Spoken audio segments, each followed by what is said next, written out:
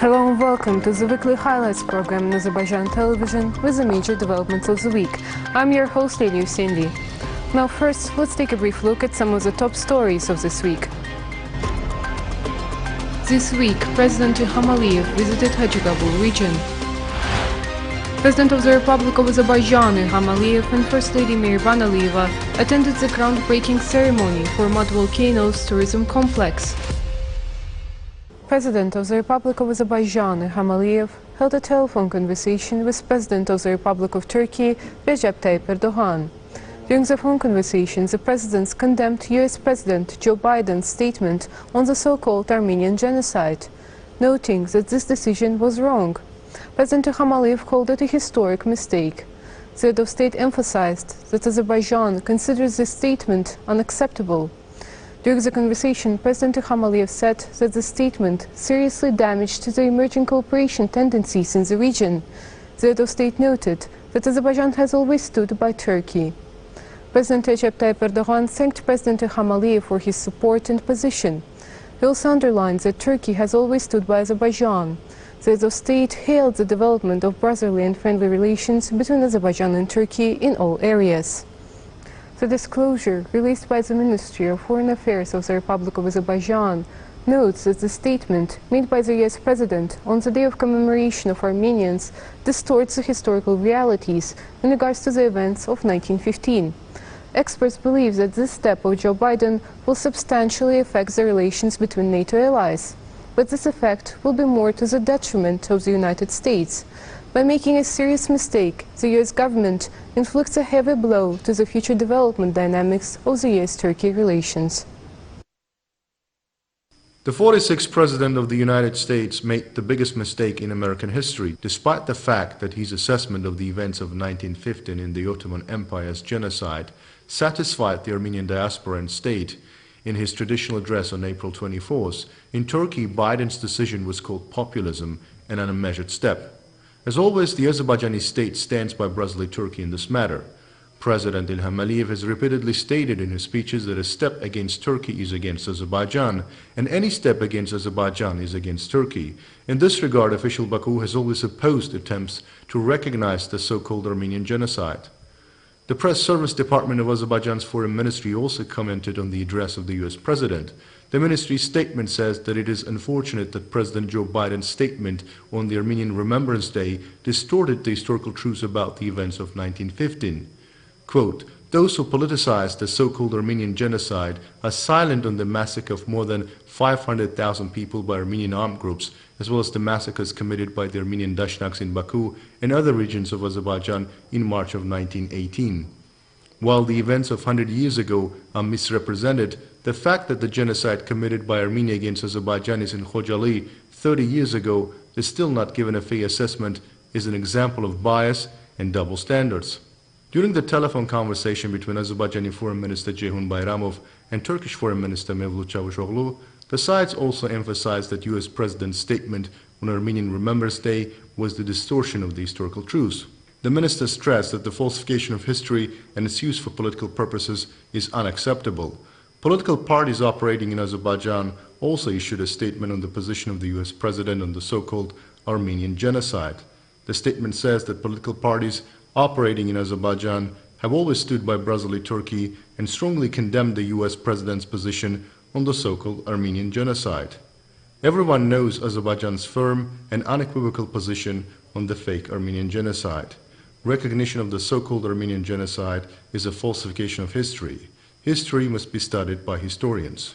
Although the Turkish government has repeatedly offered to open the archives, Armenia, which wants to cover up the events and present itself as an oppressed country, has rejected proposals to investigate the events of that period by a joint historical commission. On April 19th, President İlham took part in the opening of the reconstructed 220-110 10-kilovolt Rövşən substation. Built 45 years ago, Rövşən substation was reconstructed to modern standards and the equipment here was replaced with the new ones. The substation plays an important role in improving the quality of the transmission of electricity produced at the Shemal power plant in the power supply of Baku and Abşeron Peninsula, in particular in the territories of Soraxanı, Güneşli, Əhmədli settlements, thanks to the connection with Abşeron, Böyük, Şor, Ramana, Əhmədli, Qala and Zeh substations.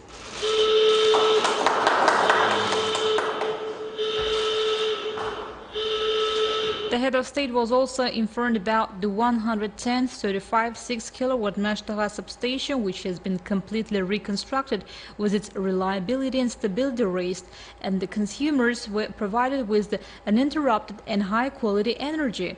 The substation will provide uninterrupted electricity supply to about 150,000 residents of the Sabunçu and Xəzər districts, in particular the settlements of Mashtaga, Buzovna, Bilgah and Nardaran.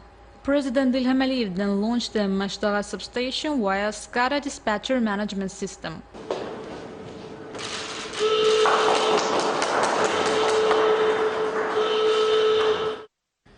On April 20th, President İlham Əliyev visited Hacıqabul region. President İlham Əliyev visited the monument to nationwide leader Heydər Əliyev erected in the center of Hacıqabul city.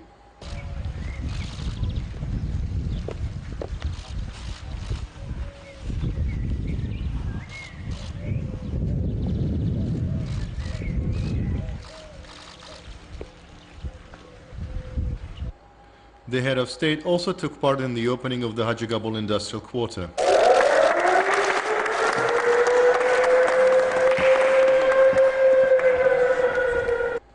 Ten enterprises of various production spheres have been established here, and entrepreneurs have invested in total 45.44 million manads in the implementation of these projects. In the quarter, enterprises have been established for the production of trucks and special vehicles, plastic bottles for water, various types of fertilizers, polypropylene bags, various packaging products, thermal insulation plates and other products. President İlham Əliyev attended the opening of the Hacıqabul-Muğan highway after reconstruction. The length of the road reconstructed in accordance with the executive order of the head of state is 11.5 kilometers. Reconstruction of the road will have a positive effect on improving transport links between the two settlements, where 32,000 people live, and will facilitate cargo and passenger transportation. President İlham Əliyev also took part in an event related to the beginning of cotton sowing on the land of farmer Elşan Khalilov in the Meyniman village of Hacıqabul region.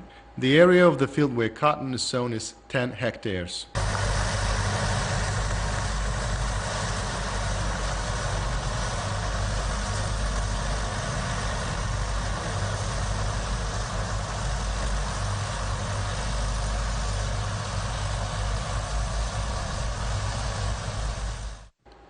The head of state also got acquainted with the conditions created in the agricultural park of Agro Dairy LLC. This company began implementing projects to improve agricultural infrastructure in the regions and to achieve quality products using modern technology and innovation. A plant for processing of seeds with a capacity of 10 tons per hour was put into operation in the crop farm of the company located in the Hacıqabul region. President İlham Əliyev attended the opening of the 110 3510 kilovolt Garasu substation. The substation will play an important role in providing uninterrupted and stable electricity supply to numerous industrial and agricultural facilities, in particular to irrigation systems for 250,000 hectares of arable land, land reclamation and water management facilities.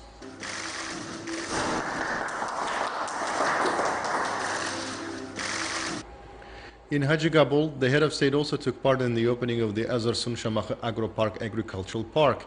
The enterprise consists of two parts, arable land and a livestock complex. The livestock complex contains 5,000 head of cattle. Wheat, barley, sugar beets, corn, clover, and various types of vegetables are grown on the 4,200 hectares of arable land of agricultural park. There are two artificial lakes for irrigation. Then, President İlham Əliyev gave an interview to Azərbaycan Televiziya.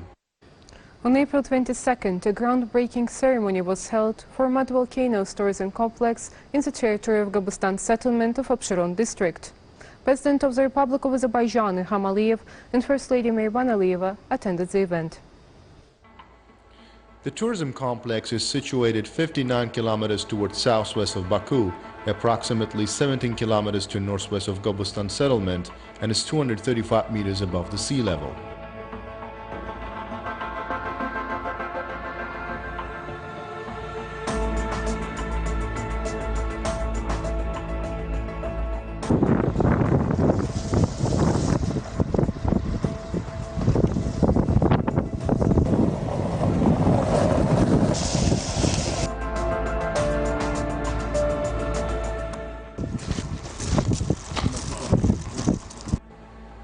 Azerbaijan is known as a unique and classic development region of mud volcanoes in the world.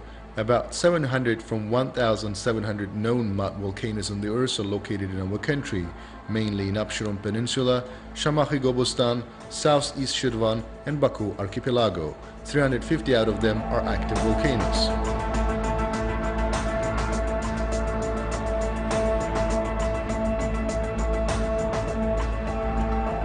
Bura gələn məsəl üçün, qonaq, turist nə görəcək? Konsepsiya ondan ibarət olmuşdu ki, biz elə bir burada kəşfi olmalıdır və elə bir belə kraterin də belə yuxarıdan belə görsənəcək. Turizm içində eyni zamanda emalatxana da olacaq, fəaliyyət göstərəcək. Çünki gələn məsəl üçün uşaqlar üçün biz orada hansı dərsləri keçəcəyik, bunlar üçün sərgi zalı olacaq və bir balaca bir kafe də olacaq burada. In the complex to be built, it is envisaged to have the area for four-wheelers, pedestrian walkways, zip line and viewing tower, as well as areas for medicinal baths.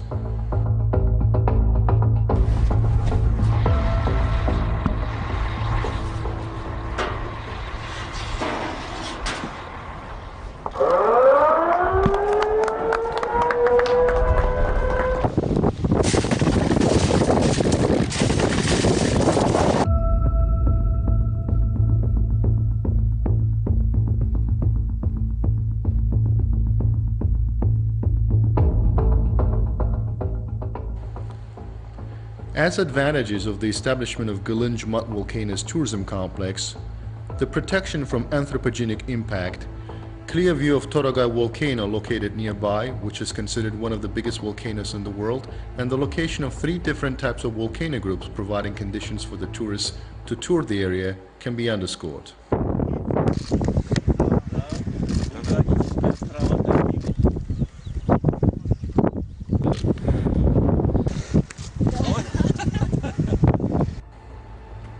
The view of Ağdam and other mud volcanoes from the area and its proximity to Gobustan Preserve through the main tourism route further increase the touristic importance of this place.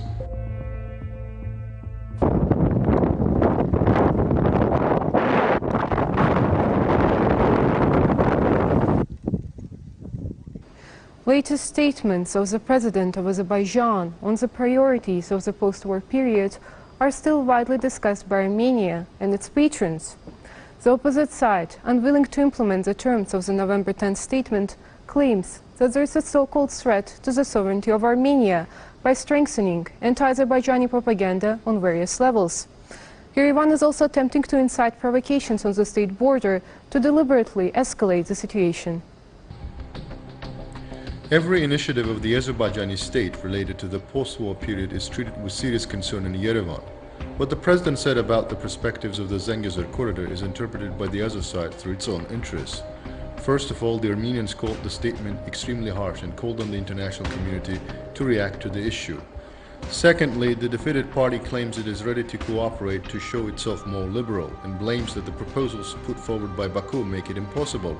However, the enemy went to the provocations in the Karabakh region expediently and tries to avoid the implementation of the clauses of the November 10th statement. It seems that by trying to globally agitate the situation around the constructive proposals of Azerbaijan, Yerevan is turning down the hand extended to rescue it. The contemptible enemy has destroyed everything, every single building on this lands. All foreign visitors can see that today. They can see Armenian vandalism with their own eyes. This is unprecedented barbarism. There have been many wars in history, but I think that such cruelty and hostility has never happened in the history of wars.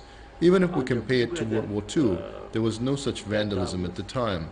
Religious sites were not destroyed. We know all this well. Armenian fascism is the ugliest and most brutal of all those that existed in other countries. In this war, we not only restored our territorial integrity, but also destroyed Armenian fascism. This is a historic mission we have completed not only for the Azerbaijani people, but also for the whole world. Undoubtedly, the moral and ideological problems in Armenia impact the overall situation. For example, since it is impossible to motivate the defeated army for a new war, the government, trying different tactics, increased the age limit for contractors from 50 to 63.